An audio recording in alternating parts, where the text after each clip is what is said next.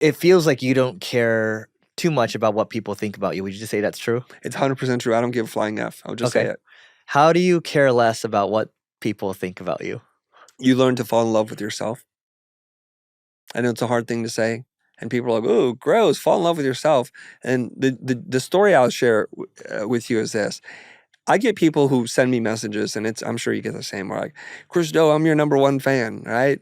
And sometimes they're men, sometimes they're women. And I'll like, oh, here's Jenny. And she's like, I love this and that. And my wife's like, she ain't your number one fan. I'm like, okay. She goes, I'm your number one fan, babe. And, my wife's tough on me. I'm like, babe, trust me, you're not my number one fan. You love me. We'll die for each other, but I'm not sure you're my number one fan. Yeah. Where I could do no wrong. But I said, despite all that, I said, honey, you're not my number one fan. She goes, how come? I'm like, I'm my number one fan, so get in line. So here's the thing that I think about is a person is really hard to love if they don't love themselves. People who are broken need constant affirmations and validation from others. And if you're a person who's like very generous and giving, what you do is you put your own personal development on hold, your own love on hold, so that you can fill the gaps for the other person. The other person becomes super needy and clingy, and they're having good days and they have horrible down days. And it's this roller coaster of emotions. I'm the worst human being. I'm the best. It's going between self-love and self-loathing. Terrible place to be in.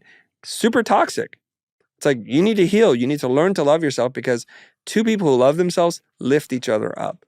And I think in a weird way, both Layla and Alex have the expression of two people who truly love themselves, right? Even though they both suffer from crippling insecurity, they both admitted this, that they do not try to change each other.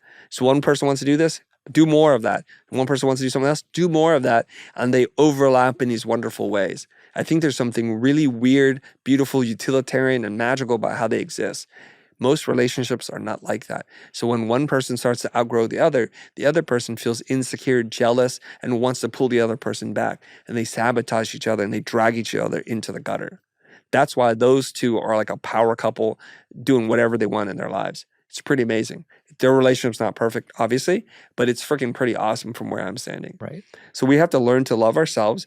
So therefore, if I know who I am and accept the good and the bad parts of me, when some internet person says, hey, you're a donkey, you don't know what making money is, or your design sense sucks, and you look like an old lesbian lady, I'm like, cool, bro, cool. I don't care, because none of that is how I see myself. And yes, you're allowed to have an opinion, and your opinion can be true too, but it's not going to match my opinion. So when there's no enemy within, there's no enemy without. It sounds like you have to take care of yourself before it's not your responsibility to take care of someone else. Like I'm thinking about relationship wise, Yeah. right? Like you have to take care of your own stuff. You have to fall in love with yourself. You can't expect someone else to come help you do that. I mean, but people do that all the time, don't they? Yeah. They are actually literally looking for people to fulfill some empty spot in them. Shel Silverstein wrote this book called The Missing Piece. It's a beautiful story. It's written for children, but I really think it's for adults. There's a character, it looks like Pac-Man, and it's like a pie-shaped thing. It's rolling around, and it's got this wedge missing. And it's like, it sings a little song, hidey-ho, off I go. Have you seen my missing piece? It goes to the butterfly, and they're like, nuh-uh. It goes to the bird, it goes to the grasshopper. No one has seen this missing piece. And eventually it finds a couple of pieces. It doesn't fit quite right, and it just keeps going. And then eventually it finds a piece as it's rolling down the hill that fits it exactly. It says, hey, are you my missing piece? And it's like, I don't know. They connect, they form a perfect circle. And now when it rolls down the hill, because it's got something in its mouth, it can no longer sing. So blah, blah, blah, blah, blah, blah, blah. It can't sing anymore. And it's rolling too fast, so it can't say hi to the snail. It can't say hi to the butterfly. Eventually it stops. It spits the piece out and it's like, you know what? I'm okay just the way I am. It's a beautiful story. And so this is life. This is us from 0 to 55 or 40 or 100, still searching for something to feel complete.